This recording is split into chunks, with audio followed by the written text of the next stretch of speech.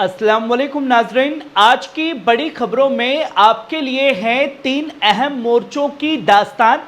सबसे पहले है नॉर्वे, जिसने इंसाफ की मिसाल पेश करते हुए ऐलान कर दिया कि अगर इजरायली वजीर आजम नेतन्याहू उनके मुल्क में कदम रखता है तो आलमी अदालत के गिरफ्तारी वारंट पर अमल करते हुए उन्हें फौरन गिरफ्तार किया जाएगा। गजा में इंसानी कत्लेआम के खिलाफ ये बेबाक पोजीशन काबिले तारीफ है।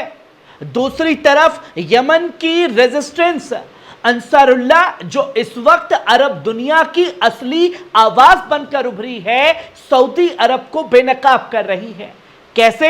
वो इजराइल के साथ मिलकर जंग के मैदान में साजिशों का हिस्सा है और तेहरान में होने जा रही 35वीं इस्लामी बैंकिंग कॉन्फ्रेंस, जहां इस्लामी माली नज्म, बैंकिंग इनोवेशंस और आलमी ताउन पर बड़ी बहस होगी।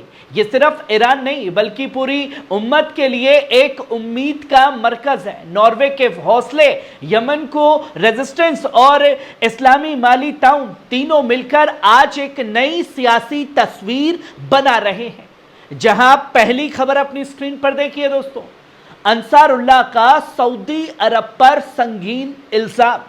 दोस्तों, यमन की मुकामत तहरीक अंसारुल्लाह के सरबराह सैयद अब्दुल मलिक बदरुद्दीन अल हूती ने गजा पर इजरायली जुल्म पर अरब हुकूमतों की खामोशी को सख्त तनकीद का निशाना बनाया और सीधा सीधा सऊदी अरब पर इल्जाम लगाया कि वो इजराइल के साथ मिलकर यमन पर हमलों में शरीक है।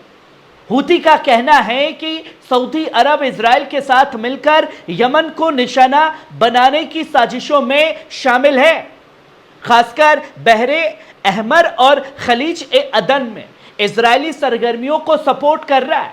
अंसारुल्लाह को ऐसे इंटेलिजेंस सबूत मिले हैं जो सऊदी और इजराइल के बीच फौजी और खुफिया ताउन की मौजूदगी साबित करते हैं।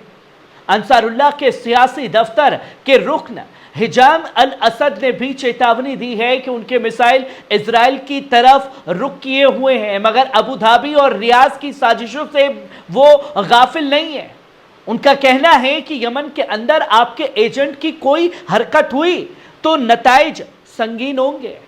पिछले दिनों अमेरिकी और ब्रितानवी मीडिया ने खुलकर सऊदी अरब से मुतालबा किया कि वो यमन में फौजी किरदार दोबारा संभाले और इजराइल के साथ मिलकर जमीनी और फजाई हमले करे।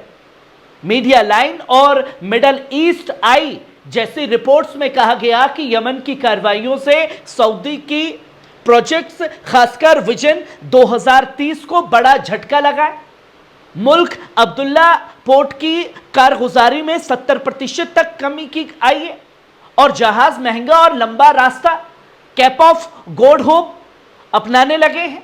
रियाज अभी तक सीधे फौजी दखल में गुरेज की पॉलिसी पर कायम है, क्योंकि उसे मालूम है कि यमन में दोबारा फंसना उसकी अंदरूनी सिक्योरिटी और विजन 2030 के लिए तबाही साबित होगी। इसीलिए वो दबाव कम करने के लिए सफारती और इलाकाई गठजोड़ का सहारा ले रहा है।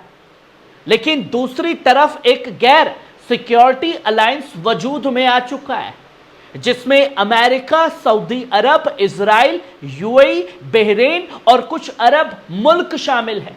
यह लिंक 16 नामी एडवांस नेटवर्क पर काम करता है, जो फौरी इंटेलिजेंस शेयरिंग और मिसाइल ट्रैकिंग की सहूलत देता है। सऊदी में अमेरिका के पैट्रियट और थर्ड सिस्टम तैनात किए गए हैं, जबकि इजराइल में आयरन डोम और हेड्स सिस्टम उसी प्लान का हिस्सा है। इन सब की निगरानी अमेरिका अपने मिलिट्री बेस से कर रहा है। नाज़रीन, आज रियाज एक नाजुक मोड़ पर खड़ा है। एक तरफ जंग से दूर रहने की कोशिश ताकि तरक्की और एजेंडे को बचाया जा सके, और दूसरी तरफ अमेरिका और मगरिब का दबाव जो उसे जंग के मैदान में खींच लाने पर आमादा है। अगर सऊदी ने गलत कदम उठाया और दोबारा यमन में दखल दिया तो यह सिर्फ उसकी इलाकाई पोजीशंस को नहीं बल्कि उसकी सियासी सिक्योरिटी और मुश्किल के हालात को भी गहरे संकट में डाल सकता है। जो सऊदी अरब यमन के ऊपर चढ़ाई करने के लिए उतावला बैठा है, सवाल यह उठता है कि गजा में इजराइल को रोकने के लिए क्या कदम उठाए। और जो जहाज खासतौर पर इटली में पकड़ा गया, اس کے بارے میں کیا کہا جائے؟ آنے والے برسوں میں یمن اور پورے مڈل ایسٹ کا نقشہ اسی فیصلے پر منحصر ہے، جس کی تصویریں بہت جلد سامنے ہوگی۔ اور صرف یمن نہیں دوستوں، آپ دوسری خبر دیکھیں، غزہ میں زبردستی پیدا کی گئی قحط اور بھوکمری نے پوری دنیا میں اسرائیلی وزیر اعظم نیتن یاہو کے خلاف نفرت اور غصے کی لہر تیز کرتی ہے۔ پر نیتن یاہو کا کہنا ہے یہ سب جو ہیں یہودی سے نفرت کرتے ہیں، جو کل تک ناروے اس کے ساتھ کھڑا تھا۔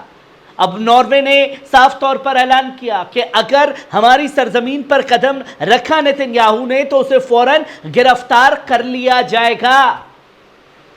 بنا اگر مگر کے نارویجین افسر نے غزہ میں اسرائیل کے اقدامات کو نسل کشی قرار دیا اور کہا ہم ان کارروائیوں کو غزہ کے سویلینز کے خلاف جنوسائیڈ کے برابر سمجھتے ہیں۔ انہوں نے خاص طور پر غزہ میں اسکولوں اور صحافیوں کو نشانہ بنانے پر اسرائیل کو سخت تنقید کا نشانہ بنایا ہے۔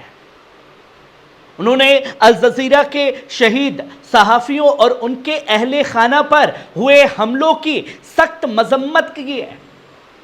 یہ ناقابل قبول ہے اور ہم اس کی سخت مذمت کرتے ہیں۔ ناظرین، یہ بیان ثابت کرتا ہے کہ غزہ میں انسانی تراژدی اب ایک بڑے عالمی سیاسی ٹکراؤ میں تبدیل ہو چکی ہے، جہاں عربوں سے امید مت لگائیے۔ یہاں غیر عرب ملک ہی بڑے قدم اٹھاتے ہوئے لگاتار غزہ کے لیے دکھائی جا رہے ہیں۔ اگر انٹرنیشنل کورٹ میں جانے کی بات ہوگی تو ساؤتھ افریقہ جائے، گرفتاری وارنٹ جاری کروانے کی بات ہوگی تو یہ خاص طور پر ناروے کرے، اور یہ صرف ایک میٹنگ کریں گے بیٹھ کر کے، اور وہ بھی نندا۔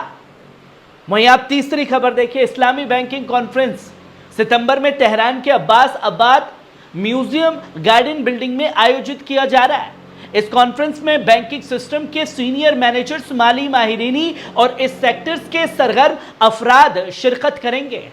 مقصد ہے اسلامی مالی نظم کے طرز امتحان اور ترقی کے لیے نئے راستے تلاش کر۔ ایجنڈے میں کئی اہم موضوع شامل ہیں، ایسے پروڈکٹائل انویسٹمنٹ کی فنڈنگ میں بینکوں کی درپیش چیلنج ہے، اسلامی فائنینشیل سسٹم کی ترقی ہے اور بینکنگ ماڈلز، اور ایران میں بینکوں کی رینکنگ بینکنگ سسٹم میں بہتری کے لیے تدابیر ہے۔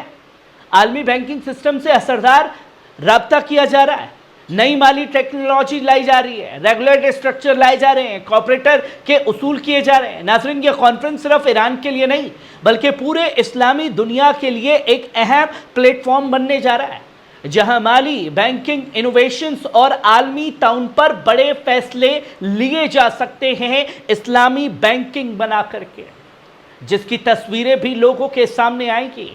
تہران کا یہ بڑا قدم یقیناً قابل تعریف ہے، اور جس طریقے سے سعودی یمن پر چڑھائی کرنے کی تیاری کر رہا ہے، اس کی اب واقعی جتنی نندا کی جائے اتنی کم ہے۔ کیسی لگی خبر؟ کمنٹ باکس میں آ کر کے اپنی رائے ضرور دیجیے گا۔ شکریہ۔